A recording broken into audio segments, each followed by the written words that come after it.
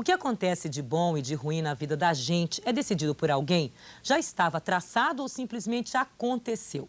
Hoje o psiquiatra e homeopata Luísio Andrade vai conversar com a gente sobre estes mistérios do dia a dia. Mas o MGTV foi às ruas para saber: destino existe? Eu acredito em destino porque já aconteceu comigo.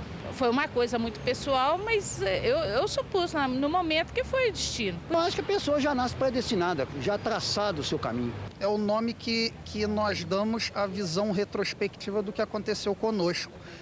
Nós olhamos para trás e somos obrigados a concluir que o que nos aconteceu é porque deveria acontecer. Isso vem da minha essência, é uma coisa que já vem na minha cultura e eu acho que tem certas coisas que já estão com cartas marcadas. Às vezes a gente passa por situações que você parece que aquilo está pré-determinado. Eu acredito assim, o que acontece é dia a dia, né? Eu acho que quando a gente nasce, eu acho que as coisas já estão determinadas, vai acontecer as coisas que vão acontecer na nossa vida. E os caminhos a seguir é a gente que escolhe. Bom, nós vimos aí que a maioria acredita em destino, né, doutor Luiz? Mas a última entrevistada falou, os caminhos é a gente que escolhe. O que o senhor acha que depende de nós, afinal? É carta marcada, não é? O outro falou em pré-determinado. Mas que caminho a gente escolhe? Isabela, a gente, para escolher alguma coisa, tem que, antes de mais nada, ter consciência, né, de que existem vários caminhos. A gente pode dizer que o destino é um tipo de tendência, é um tipo de propensão que nós temos, como se fosse uma correnteza de um rio. A genética, né, a família onde a gente nasceu, né, a educação que você teve, né, tem uma série de fatores que intervêm para pessoas que acreditam em vidas passadas, até as vidas passadas, o que chamam de karma, então, tem uma interferência. O que para nós é claro que nós temos dois tipos de destino. O destino, que é o destino passado, aquilo que já aconteceu, que é então lá o que a gente chama de um destino atávico. O que isso quer dizer? Quer dizer que não tinha como escapar. Por quê? Porque já aconteceu.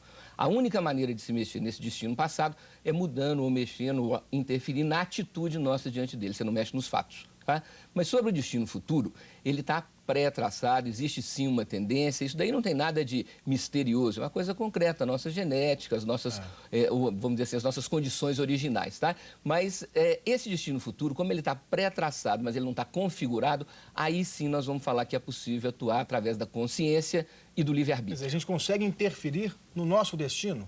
A gente vai saber que foi possível interferir depois que você faz o que a gente chama de um terceiro vetor. Um vetor é o destino pré-estabelecido, o outro é a nossa consciência e o livre-arbítrio. Então, a gente acredita que você possa construir um terceiro vetor que é resultante das suas tendências e propensões com a sua interferência, com a sua consciência. Exemplo, vamos dizer que você nasce para ser uma pessoa com tendência a reclamar, do temperamento melancólico, que reclama de tudo, que fica presa a uma série de questões. Você tendo consciência disso, Isabela, a pessoa tendo consciência, ela vai forçar para poder modificar. Infelizmente, é uma informação que não é agradável, é que para mexer no destino nós temos que ser radicais. Para intervir nas nossas tendências e propensões, por exemplo, a pessoa que tem a tendência ao alcoolismo, ela tem que evitar até a bala de licor, ela tem que evitar o bombom de cereja, ela não pode abrir mão daquele princípio que é um princípio firme, um princípio extremamente radical naquele momento, porque a sua tendência é aquela. Agora, que é possível intervir, a gente tem certeza que é possível.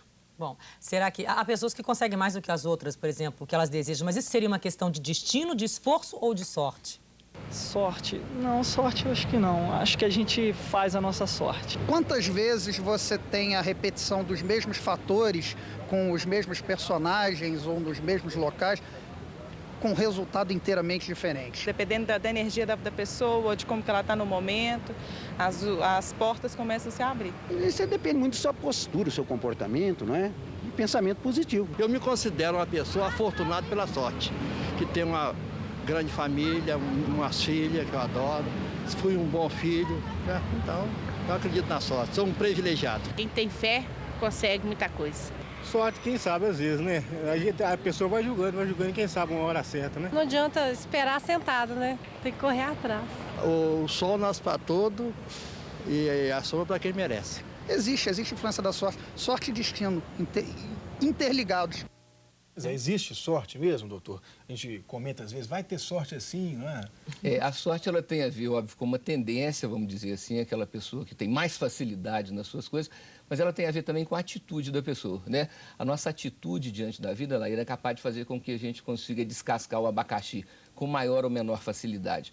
Portanto, tanto conta a questão, ou seja, o fato, a situação da pessoa, a tendência dela, mas também a maneira com que ela lida com isso.